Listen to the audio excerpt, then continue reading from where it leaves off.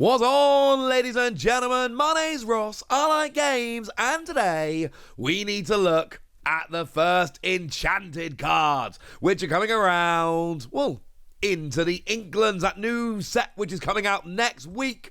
The Enchanted cards have finally started being revealed. I am delighted about this, and I think we need to have a little bit of a chat about some of them. And we're going to start off with a reveal that I was actually kind of a part of. You see, the lovely folks over at Tabletop Gaming Magazine had the reveal of Maleficent, specifically Maleficent, Mistress of All Evil, the Enchanted card. It's beautiful. And I've told you this before, I've told you this a few times. I write for Tabletop Gaming. In fact, I have done a Lorcana article the last few issues. So if you want, to read about Lorcana, and you should, and you want to support my writing, which you should, consider picking up Tabletop Gaming. I don't get any kind of kickback if you pick it up, incidentally. But that's not the point. Tabletop Gaming is fun, and I write for it, and you should pick it up. But my point is, they've gone and done this reveal, and actually over on their website, you can find me talking about this reveal, which is lovely. But now I'm going to talk about it here as well, and I think this is a cool card. And look, I've made no secret of the fact, Zootropolis, Wreck-It Ralph, Moana. They're the big three for me. They're the ones I really want to see coming out as Enchanted cards. But that doesn't mean I cannot appreciate the amazing artwork on this one. And it's a cool card. And it is a very cool card. 5-cost inkable card. And we got 2 strength, 3 willpower. You quest for 2. But Dark Knowledge says whenever you quest, you may draw a card. Which is lovely, frankly. But also, during your turn, whenever you draw a card, you can move 1 damage counter from chosen character to chosen opposing character. I.e., you can move it from anywhere to your opponent's character. Which means when I quest, I get 2 lore, and I draw a card, and I get to move a damage counter. But don't forget about the fact that Divination, this second skill, this works regardless of whether you're drawing a card with Dark Knowledge, Maleficent skill, or with anything else. So here, let's go to some of the locations in this set. And a location which I think seems to work pretty gosh darn nicely is the Queen's Castle. At the start of your turn, for each character you have here, you may draw a card. Well, firstly, that's extra draw, that's good. Secondly, there's a brilliant mirror here that the Queen quests for 2, and the Queen's Castle gives you 2 lore at the start of your turn, and the Queen draws a card, and the Queen's Castle mirror chamber draws a card, which is kind of awesome. But obviously, if you've got Maleficent in play, and let's say you've got 2 characters in the mirror chamber, you draw 2 cards. Oh, hang on a second. Then you get to move a damage counter from chosen character to chosen opposing character. Sounds like fun to me, ladies and gentlemen. Sounds like fun to me. And look, just from a thematic standpoint here, I kind of adore the fact that Maleficent draws cards and the Mirror Chamber lets you draw cards. But then when you draw cards, Maleficent lets you move damage, and it works so nicely here. This makes me very happy indeed. So yeah, this seems to work pretty gosh darn nicely. This is an extremely cool card. When I was chatting to Tabletop Gamer this morning, they were saying that they were very happy about the fact that they got to reveal an Enchanted card. And this is clearly a very nice card. It's a beautiful card. It's got very, very nice skills, and it thematically works with the appropriate location. As a side note, obviously the rest of the stats here aren't good. Like, we've seen that, right? This is not a stat-heavy card. 2 strength, 3 willpower on a 5-cost, and it's a 5-cost inkable, which is great, but these stats are bad for a 5-cost. So one of your goals here is going to be to keep Maleficent alive. You kind of have to keep Maleficent alive, because your opponent is going to go, well, letting you quest for 2 lore and draw cards and move damage, honestly, mate, that's quite a lot. I don't think I want you to do this. So your opponent is going to come after you and be like, nah, mate, we need to do something about this. And they are going to hunt this character down. You have been warned. But if you want a very different kind of character, with a very different style of artwork, how about we take a look at Peter Pan? Now, this was revealed by IGN Germany, and I'm going to be honest with you, it's in German, which you probably noticed, honestly. It's definitely not in English. But the good news is translations exist, and Google has a lovely app on my phone that translates it, which is lovely.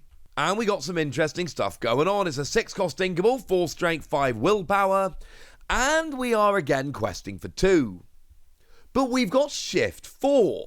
So it's a 6-cost, but you can shift it onto another Peter Pan if you so like, which of course then adds to the question of, well, okay then, what have we got in terms of Peter Pan? And the answer is, unfortunately, we don't actually have a 2-cost, which is a bit sad, but there are some 3-cost. Also, you may have noticed that we literally have the English version of the regular art.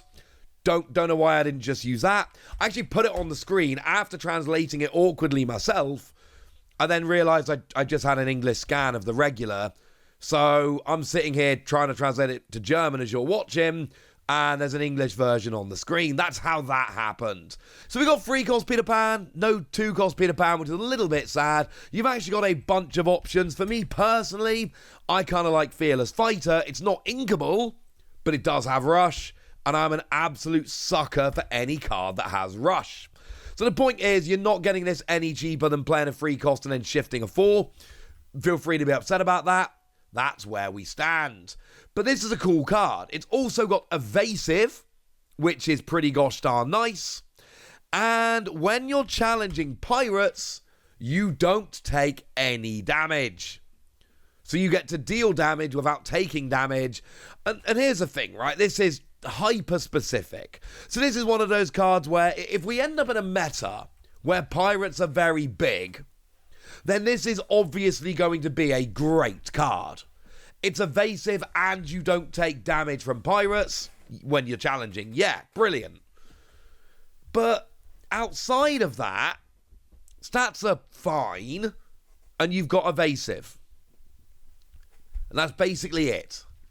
And obviously the shift, but you know, it's part of the stats. So it's all right. It really just depends on how good pirates end up being. The better pirates end up being, the better this ends up being. But one kind of cool thing here is that we've actually seen a rather nice location here. The Jolly Roger. Now, this is one that appeals to me greatly because the Jolly Roger gives all your characters Rush. I've just said how much I love Rush. But also your pirate characters can move here for free. I mean, come on. That sounds pretty gosh darn nice. So, all of your pirates basically gain Rush because pirates can move here for free. And then anyone here gets Rush. I'm not saying this is going to create a pirates meta. Although, I do want it on the record that I'm definitely going to be testing pirate decks in set 3. Because I can give all my characters Rush. That sounds amazing. Maybe it ends up being cool. I mean, artwork-wise, this is a card that's completely knocking it out of the park. Artwork-wise, this is absolutely beyond stunning. Reality of the situation is this is okay. But it does worry me that in a non-pirate meta, we're going to look at Peter Pan Pirate's Bane and be like, cool. That would be a great anti-pirate card if we had any pirates. But one thing that some people have pointed out here, and I think this is an incredibly fair point, is that the numbering here is weird. Because what we basically got is a card which is a bit late. With a Ruby card sitting at 215, i.e. the 11th card there, that suggests that actually up to now we've been having 2 Enchanted per colour or ink per set. And this kind of suggests that that's going to change.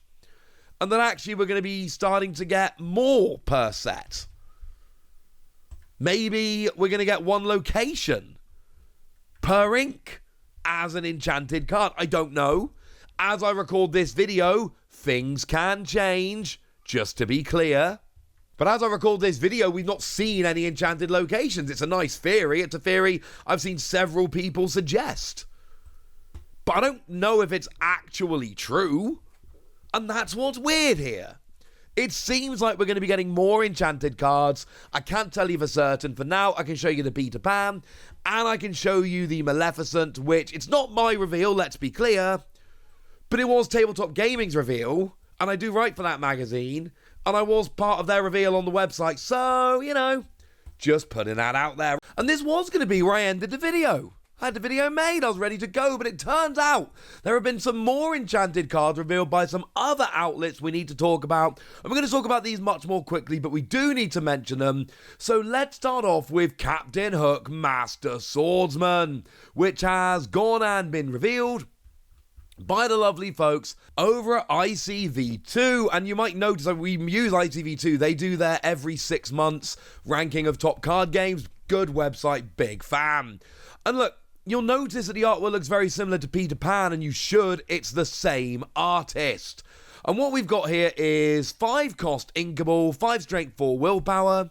During your turn, whenever this character banishes another character in a challenge, ready this character, he can't quest for the rest of the turn. But it does mean that you can challenge over and over and over and over again, and if you keep banishing, you can basically board wipe your opponent. That's hilarious.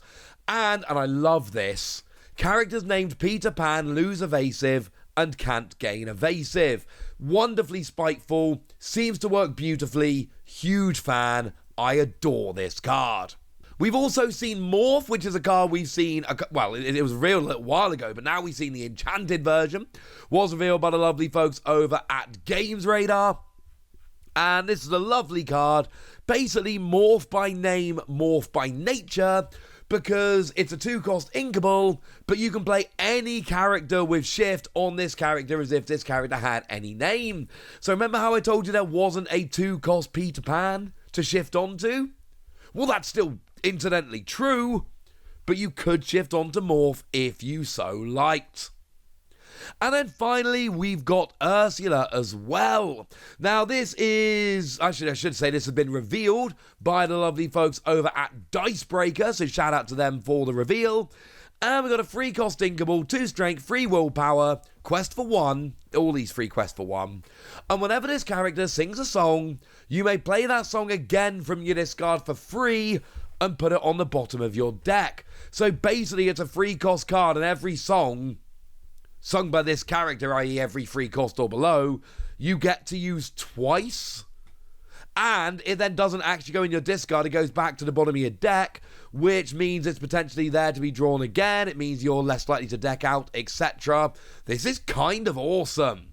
This is a big card. Apologies I don't have time to go into all 3 of these in as much detail, but look, there were 3 more Enchanted that were revealed between making this video and posting this video. What am I going to do? Not put them out? Nah, mate, doesn't sound like me. So let's get back to the ending I originally recorded, shall we? Right, that's what you need to know, ladies and gentlemen.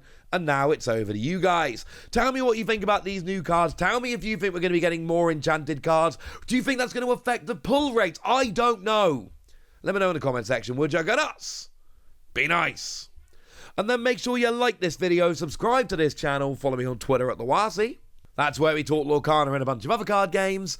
And please do consider checking out patreon.com/PTCG Radio, where you can support the channel, get some bonus podcasts and all kinds of fun things. But by far the most important thing as always, look after yourselves till next time, would ya? Thank you very much for watching. My name's Ross, and you've been watching Wasi Plays.